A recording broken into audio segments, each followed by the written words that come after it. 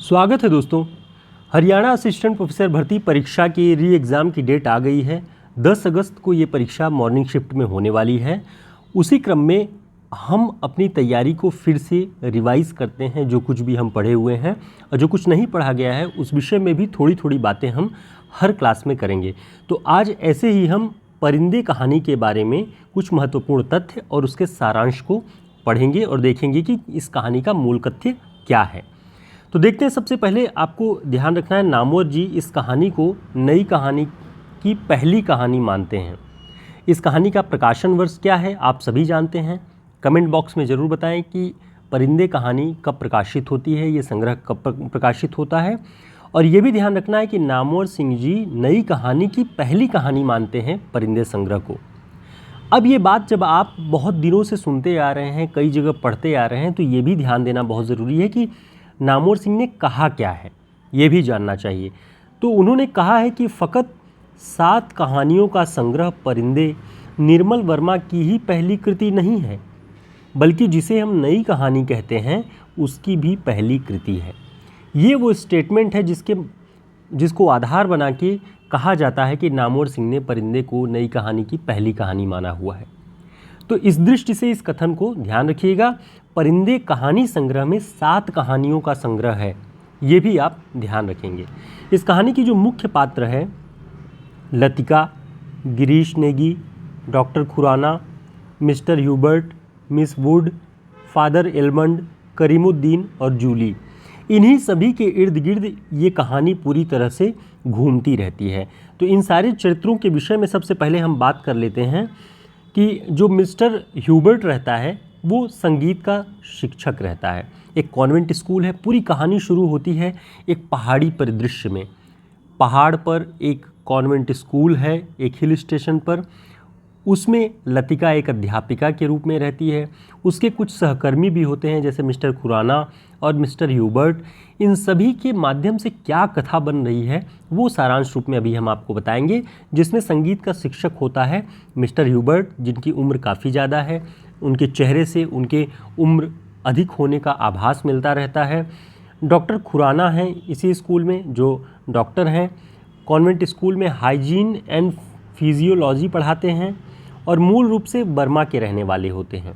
Doctor Khurana Verma के रहने वाले होते हैं। वर्मा रंगून, जहाँ पर जापानियों का हमला होता है, आक्रमण होता है और सब कुछ तबाह हो जाता है, वहाँ से विस्थापित होकर के वहाँ ये वर्मा छोड़ करके चले जाते हैं और इसी हिल स्टेशन पर कॉन्वेंट स्कूल में पढ़ाते हैं। वर्मा को छोड़ देने का दुख इतना ज़्यादा होता है, अपनी जो मातृभूमि होती है, जन्मभूमि है, उसे छोड़ने का दुख हर व्यक्ति को, और छूटे तब कि जब वहाँ लौटना न हो दोबारा। ऐसी परिस्थिति में छूटना जो है वो बहुत पीड़ादायक होता है। और ह्यूबर्ट से डॉक्टर खुराना कहते हैं कि ह्यूबर्ट, क्या तुमने कभी महसूस किया है कि एक अजनबी की हैसियत से पराई ज़मीन पर मर जाना काफ़ी खौफनाक बात है। तो ये कथन भी आपको ध्यान रखना है कि ये कौन कहता है। तो ये डॉक्टर खुराना कहते हैं जो वर्मा के रहने वाले हैं, और अपनी पीड़ा को ह्यूबर्ट से कहते हुए ये बात कहते हैं कि किसी अजनबी ज़मीन पर पराई ज़मीन पर अजनबी की हैसियत से मर जाना बहुत खौफनाक बात है। तो ये कथन यदि आ जाए तो आपको ध्यान रखना है कि ये परिंदे कहानी से है।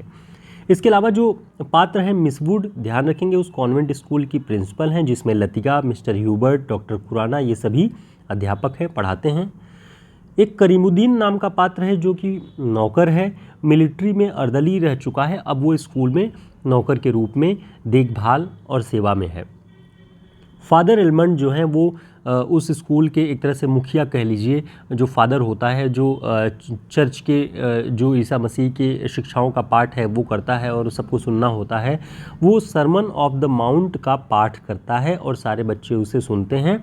साल भर में ये एक प्रक्रिया, जब स्कूल बंद होने वाला होता है, स्कूल पहाड़ों पर कब बंद होता है, जब सर्दियां आती हैं और बर्फीला मौसम होने वाला होता है, पूरी तरह से बर्फ़ का कहर होने वाला होता है, उस दौर में वहाँ छुट्टियाँ हो जाती हैं। हमारे यहाँ मैदानी क्षेत्रों में गर्मियों में छुट्टियाँ होती हैं, जो कि मई जून का महीना होता है। यहाँ पे भीषण गर्मी पड़ती है, इस वजह से बच्चों के स्कूल बंद कर दिए जाते हैं। तो देखिए, भौगोलिक दृष्टि से जो परिवर्तन है जलवायु का, उसकी वजह से व्यवस्थाओं में भी कितना परिवर्तन होता है।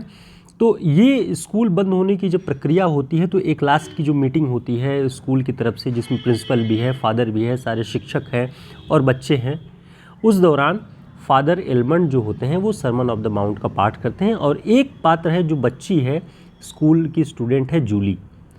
जूली की भी क्या कहानी है वो सारी बातें अब हम करेंगे। पहले हमने इन पात्रों के बारे में जाना कि कौन कौन से पात्र हैं।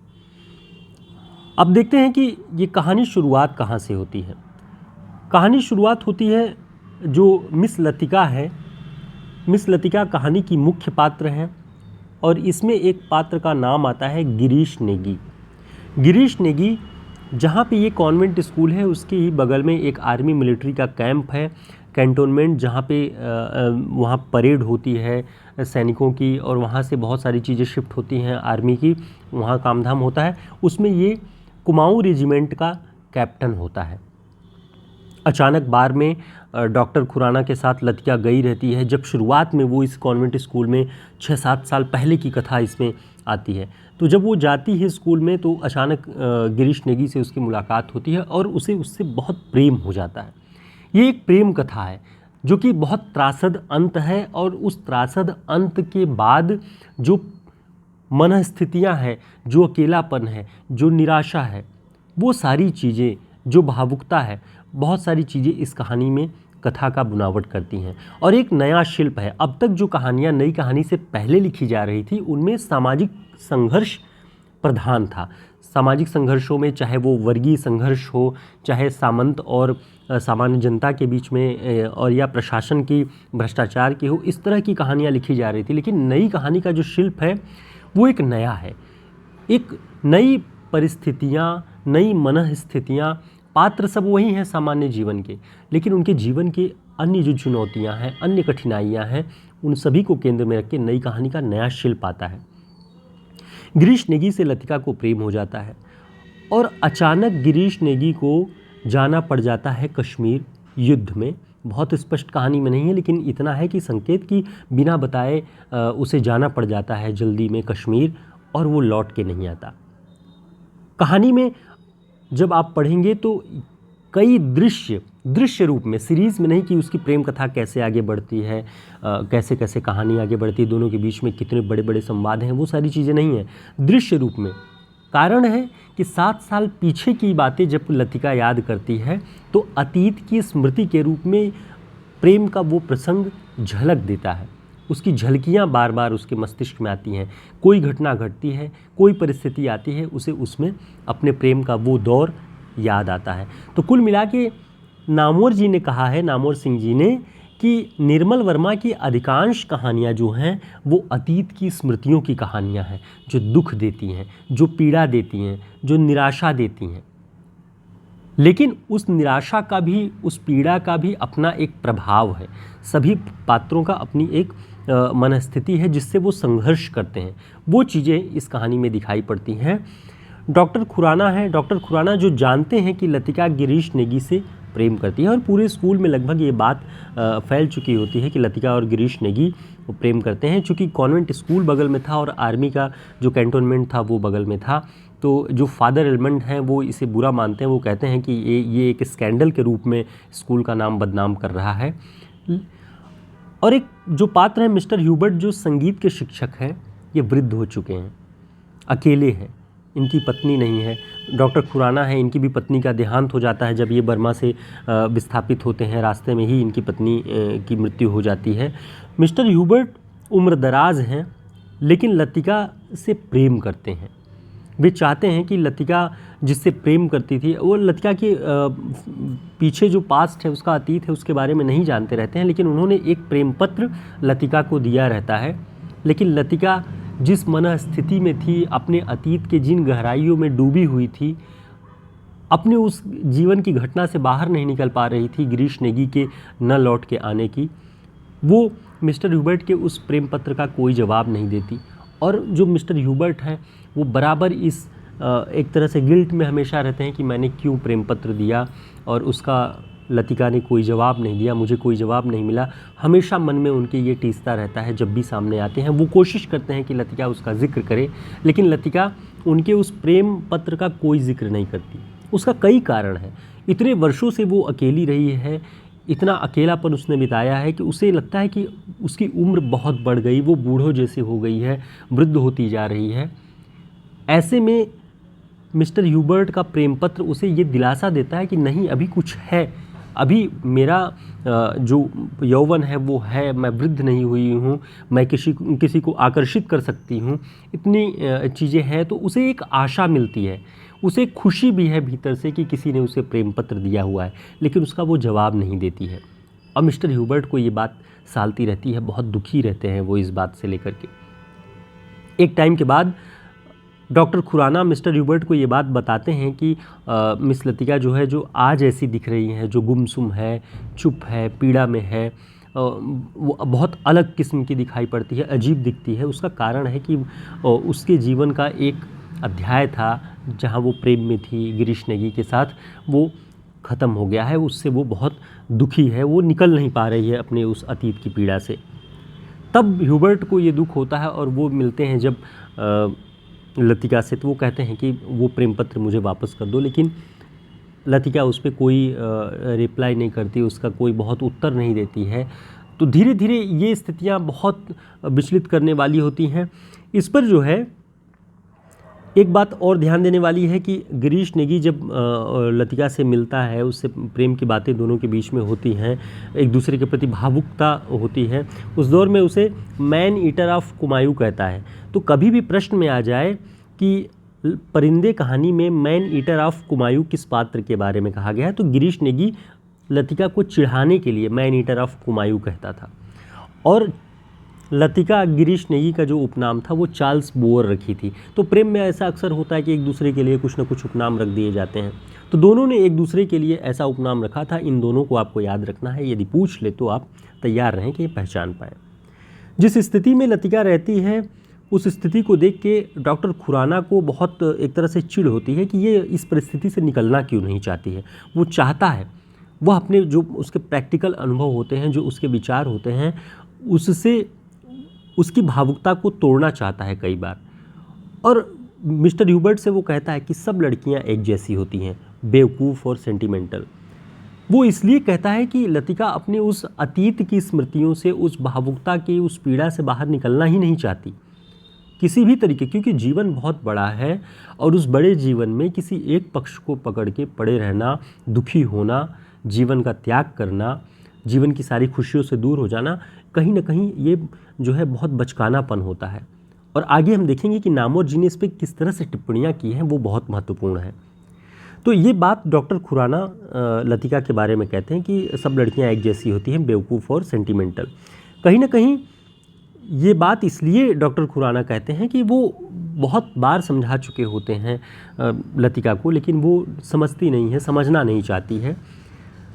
नामोर जी लिखते हैं, अब ये कथन आप जब देखेंगे तो इससे आपको एक नाटक की भी याद मैं दिलाऊंगा। आप देखेंगे कि जो डॉक्टर खुराना हैं वो लतिका के एक तरह से विपरीत भाव वाले, उसका एक कह लीजिए क्लोन साइड या उसका अपोजिट जो विलोम कहते हैं वो है। नामोर जी लिखते हैं कि लतिका के बचकानेपन को वह कभी ठहाके में उड़ा देता है, तो कभी ऐसे अनुभवपूर्ण वाक्यों के द्वारा जो परोपदेश की रुक्षता उत्पन्न करने की जगह स्वगत संलाप की गंभीरता पैदा करता है। और वो कहता है कि मरने वाले के संग खुद थोड़े मरा जाता है, अथवा किसी चीज़ को न मानना यदि गलत है तो जानबूझकर न भूल पाना, हमेशा जोक की तरह उससे चिपटे रहना, यह भी गलत है। तो आप देख रहे हैं कि लतिका उसके प्रेम से, उसके प्रेम की जो पीड़ा है, जो उससे बिछड़न है, उसको वो नहीं भुला पाती, अतीत की स्मृतियों को नहीं भुला पाती। ऐसे वक्त में उसे उसकी भावुकता को तोड़ने के लिए डॉक्टर खुराना ये कहता है कि मरने वाले के संग खुद थोड़ी मरा जाता है। और ये उलाहना या परोपदेश की तरह नहीं कह रहा है, नामोर जी कहना चाहते हैं जैसे कोई किसी को उपदेश दे रहा हो, भाव वो नहीं है। जब आप स्वगत संलाप करते हैं अकेले में कि मरने वाले के संग खुद ही थोड़ी मरा जाता है, ऐसी बातें जब हम निष्कर्ष रूप में जब कहते हैं, वही बात वो कहता है। और जानबूझ करके किसी घटना को, किसी व्यक्ति को न भूल पाना, जोक की तरह चिपटे रहना, यह भी गलत मानता है। ये स्टेटमेंट ऐसी बातें कह के वो उसकी भावुकता को तोड़ना चाहता है। तो कहीं ना कहीं निर्मल वर्मा ने ऐसे पात्रों का रचाव किया हुआ है जो यदि बहुत भावुकतापूर्ण है तो एक अपनी अनुभवों से उसे तोड़ता है। आप देखेंगे अंजू दीदी नाटक यदि आपने पढ़ा होगा तो वहाँ भी आप देख रहे होंगे कि अंजू दीदी का जो विपरीत भाव, विपरीत प्रवृत्तियों का जो पात्र है वो श्रीपत होता है, उसका भाई। जितनी वो यांत्रिक जीवन जीने के लिए, अनुशासनपूर्ण जीवन जीने के लिए एक बाध्यता बनाती है अपने परिवार पे, श्रीपत उतना ही विपरीत है, उतना ही स्वच्छंद है, उतना ही लापरवाह है, उतना ही अनुशासन को तोड़ने वाला है। तो कहीं ना कहीं कहानीकार किसी एक पात्र को पूरी स्वतंत्रता नहीं दे देता कि वो अपने प्रवृत्तियों के अनुरूप पूरी कहानी पर छा जाए। एक विपरीत पात्र की रचना करता है जो उसके प्रभाव को कम करता है। यदि वो अतिशयवादी है तो उसकी अतिशयता को तोड़ता भी है। ठीक यही बात लतिका और डॉक्टर खुराना के संदर्भ में है। तो आप पूरे वीडियो को सुनेंगे तो आपको मूल मर्म इस कहानी का, परिंदे कहानी का समझ में आ जाएगा। यदि आपने नहीं भी पढ़ा है तब भी बहुत सारी बातें आपके जहन में आ जाएंगी इस कहानी को लेकर के। आगे हम देखते हैं एक जूली के रूप में, जो करीमुद्दीन के बारे में सबसे पहले बात कर लेते हैं। करीमुद्दीन एक तरह से एक हंसमुख पात्र है जो अंग्रेज़ों के ज़माने से इस हिल स्टेशन पर, कुमाऊँ के हिल स्टेशन पर काम कर चुका है अंग्रेज़ों की फ़ौज में। वो बार बार अंग्रेज़ बहादुर की किस्से कहानियाँ सुनाता है कि बहुत व्यवस्थित तरीके से इस नगर को वो चला रहे थे, इस शहर को चला रहे थे। अब तो सब कूड़ा करकट हो गया है, कबाड़ कर दिया है लोगों ने। बर्फ़ पड़ जाती थी तो घंटे भर में अंग्रेज़ बहादुर लोग उस पूरी सड़क को साफ़ कर देते थे। तो ऐसे ऐसे किस्से करीमुद्दीन सुनाता है। और जब छुट्टियों में, सर्दियों की छुट्टियों में सारे बच्चे चले जाते थे, सारे शिक्षक चले जाते थे, तो लतिका अकेली रहती थी उस स्कूल में। होता ये था कि कॉन्वेंट स्कूल में अपने खर्चे पे कोई शिक्षक चाहे तो वहाँ रह सकता था। तो लतिका नहीं जाना चाहती थी। परिंदे कहानी का मूल भाव ही यही है। कहीं कहीं अचानक से खिड़की के बाहर जब लतिका देखती है तो परिंदों का एक झुंड सर्दियों के आगमन के कारण, बहुत बर्फीले मौसम के कारण, उस पहाड़ी को छोड़कर मैदानों की ओर भागता है। वो देख के सोचती है कि ऐसे मौसम में ये सभी जितने परिंदे हैं ये इस शहर को, इस हिल स्टेशन को छोड़ के, इस पर्वत और पहाड़ी को छोड़ के मैदानों में जा रहे हैं। उनके लिए एक ठिकाना है जहाँ वो जाएंगे और बर्फ़ पिघलने के बाद, इस सर्द मौसम के बाद वो वापस इन पहाड़ों पर वापस आ जाएंगे। लेकिन मेरे लिए कोई ठिकाना नहीं है जहाँ मैं जा सकूँ, ऐसी कोई जगह नहीं है जहाँ मैं जा सकूँ। क्योंकि वो जाना नहीं चाहती, वो उस भावुकता में, उस अतीत की स्मृतियों में खोई हुई है। उसे लगता है कि संसार में मेरा कुछ नहीं बचा हुआ है। तो परिंदों को देखकर उसे ये पीड़ा होती है कि उनके लिए तो जगह है, वो मैदानों में चले जाएंगे और लौट के वापस अपनी जगह पे आ जाएंगे, लेकिन मेरे लिए कोई जगह नहीं है कि मैं सर्दियों की छुट्टियों में, जब सब अपने अपने घरों में या छुट्टियों के लिए दूसरे जगहों पे जाते हैं, मैं भी चली जाऊं। वो वहीं रहती है, वहीं अपने जीने का आसरा खोजती है। ऐसे में करीमुद्दीन जो नौकर होता है वो उसका सहारा होता है, जो उसके लिए देखभाल करता है, उसके लिए लकड़ियाँ इकट्ठा करता है, आग का इंतज़ाम करता है, खाने पीने का इंतज़ाम करता है। और जब वो बहुत घबरा उठती थी अकेलेपन से तो उसके साथ बैठ के बहुत देर तक बातें कर लेती थी, फिर वो सो जाती थी। तो ऐसे उसका जीवन व्यतीत हो रहा था। जूली जो पात्र है एक स्कूली छात्रा है, जो कि उसकी उम्र बहुत कम है, लेकिन होता उसके साथ भी हूबहू वैसा है जैसा लतिका के साथ हुआ रहता है। उसे भी आर्मी के किसी अफसर या किसी जो आर्मी मैन होता है उसका कोई एक प्रेम पत्र आता है जो लतिका के हाथ लग जाता है। और लतिका को बहुत एक बार चिढ़ होती है, एक बार गुस्सा भी होता है कि बहुत कम उम्र है इसकी और ये क्यों इन सब चीज़ों में पड़ रही है। वो उसे समझाना चाहती है, लेकिन कुछ समय बाद ही उसे ये आभास होता है कहीं वो इस चिड़चिड़ेपन में अपने अभावों की पूर्ति तो नहीं कर रही है, कहीं वो एक तरह से बदला तो नहीं ले रही है, वो खुसट तो नहीं हो रही है। तो ये भी उसे आभास होता है कि यदि उसके जीवन का ये एक पक्ष है, एक प्रेमपूर्ण जीवन, और सबके जीवन में आता है, लतिका के जीवन में भी ऐसा हुआ, तो क्यों वो उसके इस प्रेमपूर्ण जीवन में बाधा बने। अंत में वो जो चिट्ठी होती है वो उसे शुरुआत में तो नहीं देती, लेकिन बाद में जूली की तकिए के नीचे रख देती है।